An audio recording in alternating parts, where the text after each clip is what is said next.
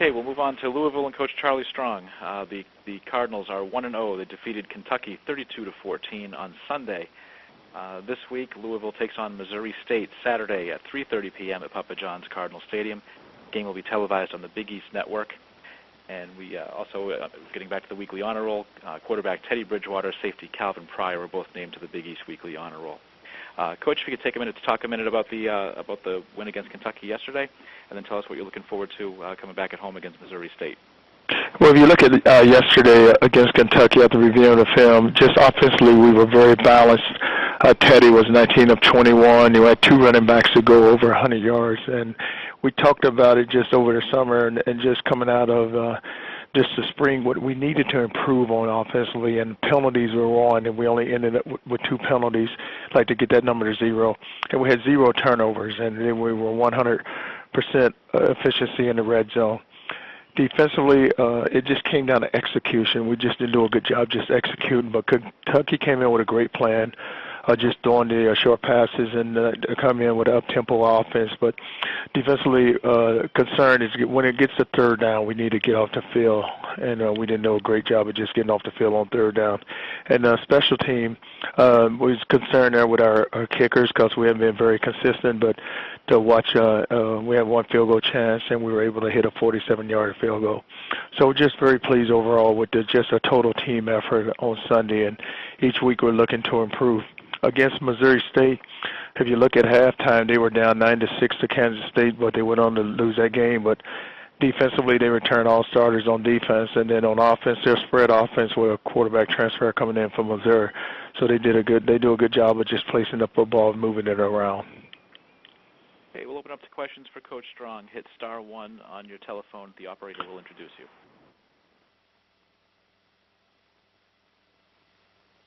And we'll go ahead and go first to John Kikas with Associated Press, Syracuse. Hey, Charlie, congratulations on the win. You guys scored 32 points. That's about the average of the Big East this past weekend. What do you make of that? Syracuse scoring 41 points, another team scoring 41 points. Is this a run-and-gun conference this year? Well, you just got to look at just defensively, though.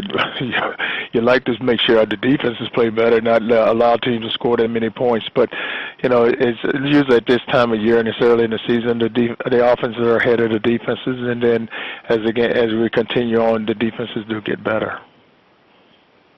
What'd you make of Syracuse's performance? Did you see any of it? Do you know it? Did you see any of the game? No, I didn't see Syracuse play at all. I just because we was going to play on Sunday, so I was just trying to get our team prepared to go play. So, they got nearly 600 yards of offense. That's a rare occurrence around here. Right. Well, it was good for them, and I'm happy for Doug. Thanks, Coach. And we'll go next to Andrew Adelson with ESPN. Hey, Charlie, I just wanted to get some of your thoughts on the run game, and why do you feel you guys were so effective at being able to get 2 guys over 100 yards yesterday? Well, Andrew, I just have to give credit to our offensive line. They did a great job, and we were just so balanced. And when you're able to throw the football as well as Teddy threw the ball, and now it opens up the run game for you, because now, you know, everybody's rushing up the field, so you can run the power plays, and you can run the off-tackle plays, and you can run your zone plays, just because your passing game is doing so well. So, and then you look at Sonoris, he was able to break a 32-yard run against Kentucky. So it was just a combination of just the offensive line protecting the quarterback and opening up holes and allowing our running backs to run. Was that as perfect a performance that Teddy could have had to open the season? Well, I think it was. I mean, just 19 to 21, only 2 misses, and the 1 throw was a 1 bad throw, but it was a great performance from him. I mean, were you expecting him to be able to come out of the gates just like that, the way he played? Well, if I go back to spring practice, he had a similar numbers in the spring practice. I think in spring ball he may have just missed 1 throw. Mm-hmm. But no, just to come against a really good defense and coming out of the Southeastern Conference, you would not expect that so early. Hey, thanks, Charlie. Thank you. And we'll go next to Matt Ryboltowski with CBSSports.com. Hey, Charlie. Congratulations on the win Thank you, Nat. yesterday. It looks like you guys were using a single high safety about 18 yards from the line. Just how much does that enable you to create more pressure or use an extra rusher against your opponent? Well, we're always going to protect the middle of the field, so you're always going to make sure that we don't open up the middle, and there's always going to be a high safety somewhere. But it had no effect on what they were doing because a lot of their game yesterday was three-step game.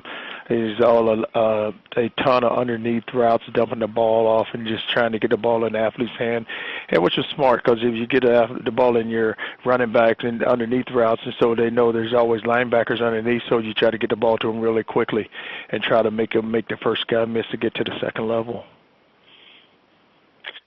Gotcha. And you mentioned Ashton Blazer before with Missouri State. How much does that offense remind you of USF's spread offense a little bit? Well, I just hadn't had enough time to really just study it because, with us playing yesterday and then we were just reviewing the tape. I'm having a good chance this afternoon, but I know they are spread offense, and but I don't know in comparison to USF. It'd be hard for me to say right now.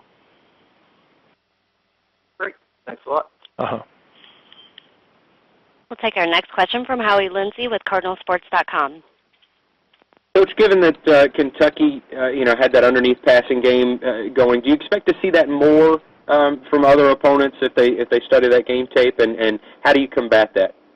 Well, it's all about what people do on offense. So if that's their game, they're not going to change it coming in here against us. So, it's what people like to run. If that's what they're going to throw, then we just had to do a better job. But if it wasn't the underneath game that killed us, it was the third downs where we didn't get off the field.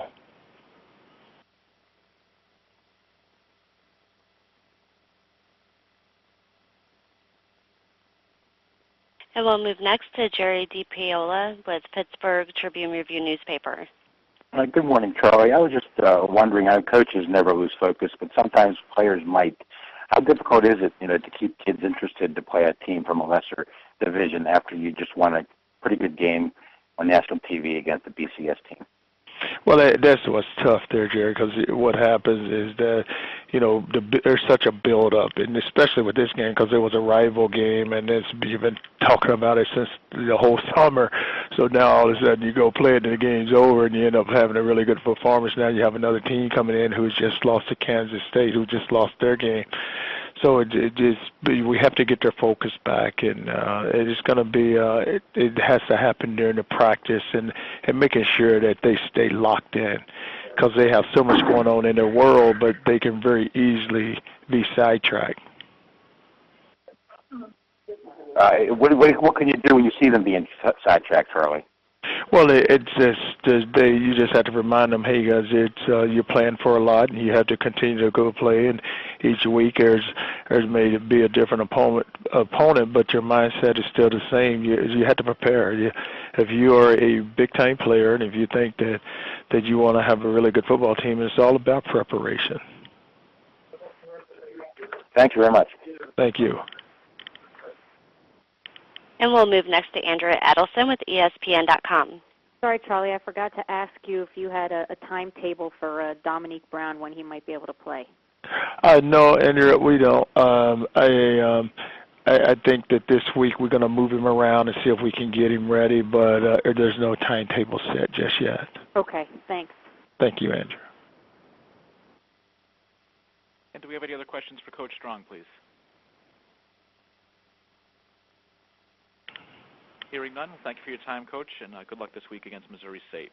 All righty, thank you. Bye-bye. And again, that's Louisville against Missouri State Saturday at 3:30 at Papa John's Cardinal Stadium. Game will be televised on the Big East Network.